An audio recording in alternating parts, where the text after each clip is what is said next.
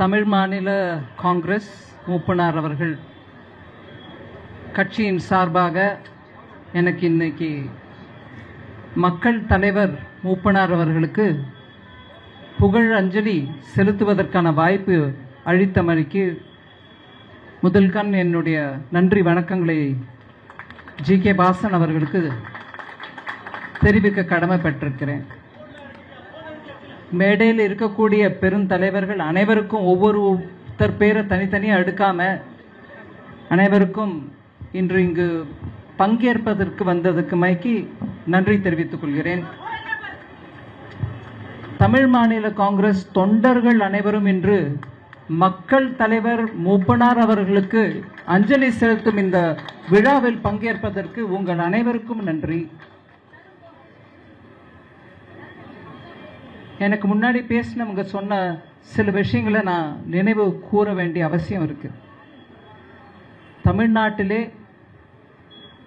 மூப்பனார் வழியிலே எளிமையும் நேர்மையும் தேசியமும் கலந்த ஒரு தேசிய கட்சியின் தலைவராக இருந்தவர் மூப்பனார்.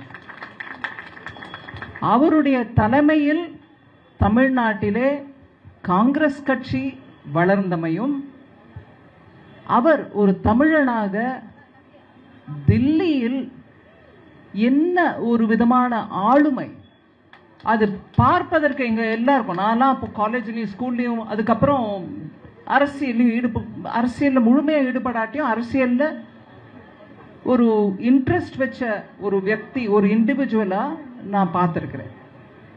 அவருக்கு நாடளவில் மதிப்பும் மரியாதையும் இருந்தது. பீகார்காரங்களுக்கு அவரை தெரியாது, ஹரியானாக்காரங்களுக்கு அவர் தெரியாது அப்படின்லாம் ஒண்ணுமே இல்லை. நாட்டில் எந்த மூலைக்கு போனாலும் மூப்பனார் அவர்களை ஒரு காங்கிரஸ் கட்சியின் ஒரு தலைவர், அவருக்கு ஒரு ஸ்டேச்சர், இங்கிலீஷ்ல சொல்லணும்னா ஒரு ஸ்டேச்சர் இருந்துச்சு, அதான் ஆளுமை. அதனால அவர் சொன்ன எந்த ஒரு வார்த்தைக்கும் மதிப்பும் இருந்தது. அந்த வார்த்தையை எடுத்துக்கிட்டு எல்லாரும் ஒருங்கிணைச்சு செயல்பட்டவங்க. அந்த மாதிரி ஒரு ஆளுமை உள்ள மூப்பனார் தமிழ்நாட்டுக்கே பெருமை சேர்க்கும் அளவில் பிரதம மந்திரியாக ஆக வேண்டிய ஒரு சந்தர்ப்பம் உருவாச்சு.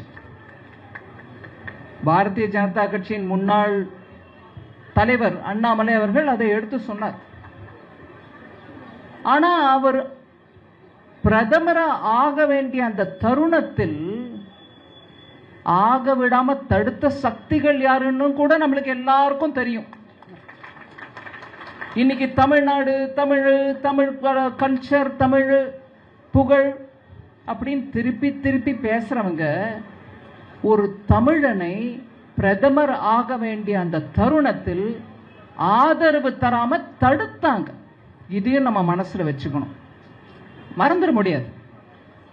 அதுவும் ஏதோ ஒரு தமிழர் இல்லை, அந்த மாதிரி ஆளுமை உள்ள மூப்பனார் அவர்களை தடுத்தாங்க. அதுதான் தமிழனுக்கு நடந்த ஒரு பெரிய துரோகம்னு நான் கருதுறேன். அதனால இன்னும் பல தலைவர்கள் பேச இருக்காங்க.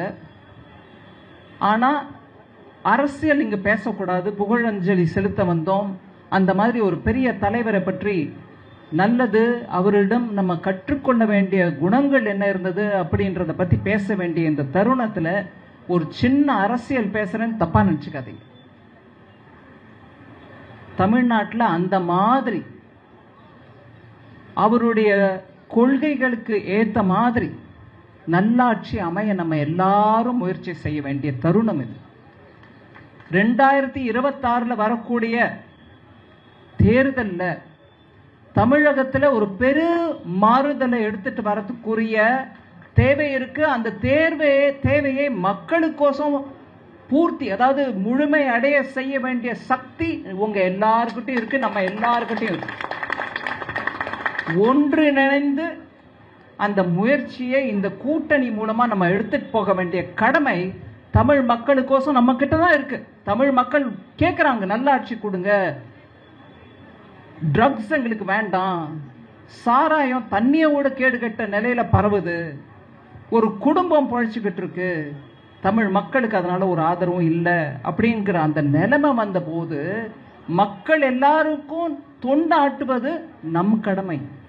அதனால நான் உங்க எல்லாருக்கும் சிரம் தாழ்த்தி கை கூப்பி கேட்கறது என்னன்னா, இந்த கூட்டணியை நல்லபடியா நடத்தணும். இந்த கூட்டணியின் மூலமாக மக்களுக்கு நம்ம செய்ய வேண்டிய இந்த தொண்டை ஆற்றணும். இதுல சின்ன சின்ன உட்பூசல்களை பத்தி நம்ம பெரிய கவலைப்பட வேண்டாம். முதிர்ச்சி அடைந்த பக்குவமாக இருக்கக்கூடிய ஒவ்வொரு தலைவரும் இங்க இருக்காங்க. எல்லாரும் சேர்ந்து மக்களுக்கு இந்த தொண்டு ஆற்றுவது எங்களுக்கு ஒரு பெரிய ஒரு கன்விக்ஷன். அதாவது நாங்க கட்டுப்பாடுடன் அந்த நோக்கத்துக்கோசம் உழைக்கிறவங்க. அதனால நம்ம எல்லாரும் ஒத்துமையா இருந்து, இதற்கு முன்னு பேசிட்டு கொஞ்சம் அவங்க கட்சியின் மீட்டிங் இருக்குன்னு கிளம்பி சென்ற எடப்பாடியார் நல்ல விஷயத்தை எடுத்து சொன்னாங்க. அதனால நல்ல ஆட்சி அமையணும், எல்லாரும் ஒத்துமையை உழைக்கணும். அதே நம்ம மக்கள் தலைவர் மூப்பனாருக்கு செலுத்தும் பெரும் அஞ்சலி. நன்றி.